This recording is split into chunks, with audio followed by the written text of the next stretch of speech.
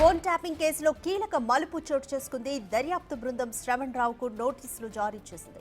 ఇవాళ పంచగుట్ట పిఎస్లో విచారణకు రావాలని ఈ నెల 26న శ్రవణ్ రావు కుటుంబ సభ్యులకు నోటీసులు ఇచ్చింది. 3 రోజుల తర్వాత విచారణకు హాజరు కావాలని ఈ నోటీసుల్లో పోలీసులు తెలిపారు.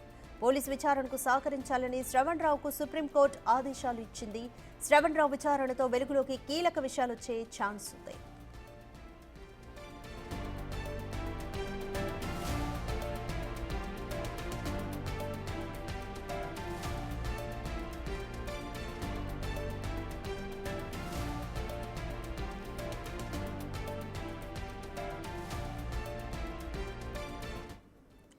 మోర్ డీటెయిల్స్ మా ప్రతినిధి సురేష్ అందిస్తారు. సురేష్, ఫోన్ ట్యాపింగ్ కేసుకి సంబంధించి శ్రవణ్ రావుకి కూడా విచారణకు హాజరు కావాలని నోటీసులు అందాయి. ఒకవేళ శ్రవణ్ రావు విచారణకు హాజరైతే ఎటువంటి విషయాలపై పోలీసులు ఫోకస్ చేసే ఛాన్స్ ఉంది? ఫోన్ ట్యాపింగ్ కేసులో చాలా కీలకమైనటువంటి నిందితుడు శ్రవణ్ రావుకి నోటీసులు జారీ చేశారు పోలీసులు. ఆయన కుటుంబ సభ్యులకి నెల 26న నోటీసులు జారీ చేశారు. ఈ రోజు పంజగుట్ట పోలీస్ స్టేషన్ లో విచారణకు హాజరు కావాలని చెప్పేసి కూడా నోటీసులో పేర్కొనడం జరిగింది.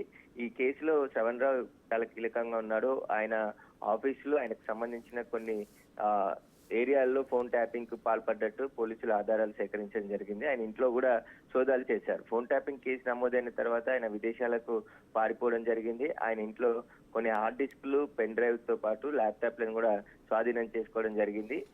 శ్రవణ్ రావుకి ప్రభాకర్ రావుకి చాలా సత్సంబంధాలు ఉన్నాయి. ప్రభాకర్ రావుని అనేక సార్లు మీట్ అయ్యి చాలా మంది రాజకీయ నాయకులతో పాటు వ్యాపారస్తులకు సంబంధించిన ఫోన్ నెంబర్లను ట్యాపింగ్ చేసినట్టు పోలీసులు ఆధారాలు సేకరించడం జరిగింది. వాటికి సంబంధించి ఇప్పుడు సుప్రీంకోర్టులో శ్రవణ్ రావు నేను ఇండియాకి వస్తాను, పోలీసులు అరెస్ట్ చేయకుండా ఆదేశాలు ఇవ్వాలంటూ కూడా పిటిషన్ దాఖలు చేయడం జరిగింది. ఆ పిటిషన్ పైనే విచారణ జరిగింది. విచారణ సందర్భంగా శ్రవణ్ రావు తరపు న్యాయవాది శ్రవణ్ రావు విచారణ సహకరించేందుకు సిద్ధంగా ఉన్నాడు. అతనికి 48 గంటల్లోనే ఇండియాకి వచ్చి పోలీసులకు సహకరిస్తాడని చెప్పేసి కూడా విచారణ సందర్భంలో సుప్రీంకోర్టుకు చెప్పడం జరిగింది. అందులో భాగంగానే పోలీసులు ఇప్పటి వరకు 41 CRP నోటీసులు కూడా శ్రవణ్ రావుకి ఇవ్వలేదు అని చెప్పేసి ఆయన ప్రస్తావించడంతో పోలీసులు నోటీసులు వాళ్ళ కుటుంబానికి జారీ చేయడం జరిగింది.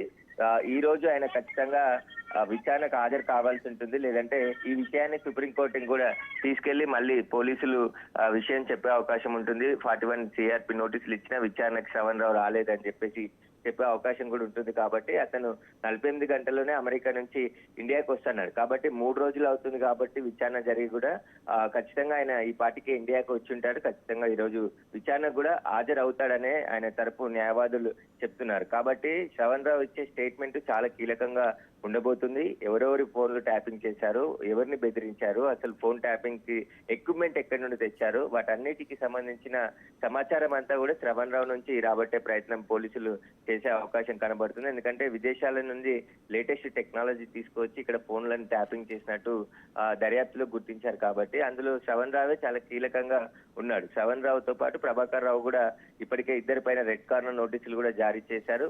ప్రభాకర్ రావు కూడా ముందస్తు బెయిల్ పిటిషన్ దాఖలు చేయడం జరిగింది హైకోర్టులో. కానీ హైకోర్టు 2 వారాల సమయం ప్రభుత్వం కోరడంతో 2 వారాలకి వాయిదా వేయడం జరిగింది. ప్రభాకర్ రావుని కూడా త్వరలోనే డిపోర్ట్ చేసే అవకాశం కూడా కనబడుతుంది. ఎందుకంటే రెడ్ కార్నర్ నోటీసులు సిబిఐ ద్వారా ఇంటర్పోల్ కు చేరాయి. ఇంటర్పోల్ కూడా రెడ్ కార్నర్ నోటీసులు అందాయని చెప్పేసి సమాచారం ఇచ్చారు. కాబట్టి ఏ క్షణంలోనైనా అమెరికా ప్రభుత్వం ప్రభాకర్ రావుని కూడా డిపోర్ట్ చేస్తే ఖచ్చితంగా ఆయన ఇండియాకి తీసుకొచ్చి ఇక్కడ ఇండియాలో విచారించే అవకాశాలు కూడా స్పష్టంగా కనబడుతున్నాయి. ఈ రోజు మరి శ్రవణ్ రావు విచారణకు వస్తాడా లేదా అనేది సాయంత్రం వరకు తెలిసే అవకాశం ఉంది.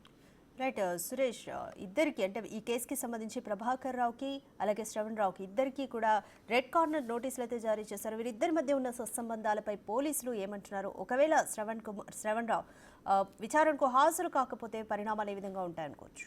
అంటే సుప్రీంకోర్టులో విచారణ సందర్భంగా శ్రవణ్ రావు విచారణకు సహకరించేందుకు సిద్ధంగా ఉన్నాడు. మీరు ఒకవేళ నాట్ టు అరెస్ట్ ఇస్తే ఖచ్చితంగా 48 గంటల్లోనే ఇండియాకి వచ్చి పోలీసుల ముందు విచారణకు హాజరవుతారని చెప్పేసి కూడా శ్రవణ్ రావు తరపు న్యాయవాది వాదనలు వినిపించాడు. కాబట్టి సుప్రీంకోర్టు కూడా అందుకు అనుగుణంగానే ఆయన అరెస్ట్ చేయొద్దని ఆదేశాలు ఇచ్చింది. ఆ ఆదేశాల మేరకు పోలీసుల విచారణకు మాత్రం ఖచ్చితంగా సహకరించాలని చెప్పేసి సుప్రీంకోర్టు కూడా స్పష్టంగా ఆదేశాలు ఇచ్చింది. ఒకవేళ ఇప్పుడు ఆయన ఈ రోజు విచారణకు హాజరు కాకుంటే ఇదే విషయాన్ని సుప్రీంకోర్టులో మళ్ళీ ప్రభుత్వం పోలీసులు తీసుకెళ్లే అవకాశం కనబడుతుంది. ఆయన రెడ్ కార్నర్ నోటీసులు కూడా జారీ అయిన విషయాన్ని కూడా ఇప్పటికే సుప్రీంకోర్టుకు చెప్పారు. కాబట్టి ఈ రోజు ఆయన ఖచ్చితంగా విచారణకు హాజరు అవుతాడనే చెప్తున్నారు. ఆయన ఇండియాకు వచ్చుంటే ఖచ్చితంగా పోలీసులకి సమాచారం కూడా ఇచ్చుంటాడు. కంపల్సరీ 10 గంటలకు లేదా 11 గంటలకి పోలీసుల ముందు విచారణకు హాజరవుతానని చెప్పేసి కూడా ఈ పాటికి ఆయన ఒకవేళ వచ్చుంటే సమాచారం ఇచ్చుంటాడు. ఒకవేళ ఇండియాకి రానట్టయితే ఖచ్చితంగా ఆయనపై మళ్ళీ సుప్రీంకోర్టు విషయాన్ని తీసుకెళ్లే అవకాశం ఉంది. ఈ విషయాన్ని ఖచ్చితంగా సుప్రీంకోర్టులో ఈ నాట్ టు అరెస్ట్ ఆర్డర్ కూడా తీపిచ్చే అవకాశం కూడా పోలీసులు ప్రయత్నం చేసే అవకాశం ఉంది. కాబట్టి ప్రభాకర్ రావు, శ్రవణ్ రావే చాలా కీలకమైన నిందితులు ఉన్నారు. ఎందుకంటే గతంలో అరెస్ట్ అయిన పోలీస్ అధికారులు ఇచ్చినటువంటి స్టేట్మెంట్ ఆధారంగా, ఎందుకంటే వాళ్ళు ప్రభాకర్ రావు చెప్తేనే మేము చేశామని చెప్పేసి కూడా అడిషనల్ ఎస్పీలు, డిఎస్పీ ప్రణీత్ రావు వీరందరూ కూడా కన్ఫెషన్ స్టేట్మెంట్ లో పూర్తి వివరాలు వెల్లడించారు. కాబట్టి ఆ కన్ఫెషన్ స్టేట్మెంట్ ఆధారంగానే పోలీసులు నాంపల్లి కోర్టులో ఉన్న అరెస్ట్ వారెంట్ తీసుకున్నారు. దాని కారణంగానే ఇప్పుడు రెడ్ కార్నర్ నోటీసులు కూడా జారీ చేశారు. కాబట్టి రెడ్ కార్నర్ నోటీసులు కూడా జారీ అయ్యాయి.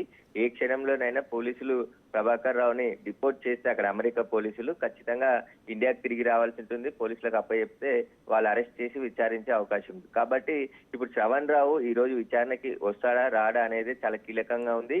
ఆయన ఒకవేళ విచారణకు వస్తే పోలీసులు ఇప్పటికే ఆయనకు సంబంధించిన క్వశ్చన్స్ అన్ని కూడా ప్రిపేర్ చేసి పెట్టుకున్నారు. ఆయన విచారణ ఇస్తే ఖచ్చితంగా రాజకీయ నాయకుల లింకులు, ఈ ఎక్విప్మెంట్ కీలకంగా, ఎందుకంటే ఫోన్ ట్యాపింగ్ కి విదేశాల నుంచి డబ్బులు ఖర్చు చేసి ఎక్విప్మెంట్ తీసుకొచ్చారని చెప్పేసి కూడా నిందితులు చెప్పారు. కాబట్టి ఆ ఎక్విప్మెంట్ ని ఏ దేశం నుండి తీసుకొచ్చారు, డబ్బులు ఎవరు సమకూర్చారు, ఆ డబ్బులకు సంబంధించి పూర్తి వివరాలు కూడా రాబట్టే ప్రయత్నం పోలీసులు చేస్తారు. Thank you Suresh.